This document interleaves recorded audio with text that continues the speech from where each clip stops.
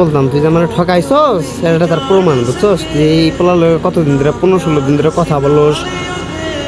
সব কিছু করো সেই পোলার লগে ঠিক আছে এই যে এর লগে ভিডিও কলে কথা কইছস কয় মিনিট কথা কইছস সব আছে সব আছে এই যে 3 মিনিট 17 সেকেন্ড কথা কইছস এই যে 1 ঘন্টা কথা কইছস এই যে তোর কত ফোন দিছিস তুই কত ফোন দিছস আবার কি কি লেখছস ইস আমার তরফের থেকে উড়ে গেছে গা মন উড়ে গেছে গা বুঝছস তুই যে আমার কত ঠকাইছস একমাত্র আল্লাহ জানে আর তুই জানাস বুঝছস অনেক ঠকাইছস আমারে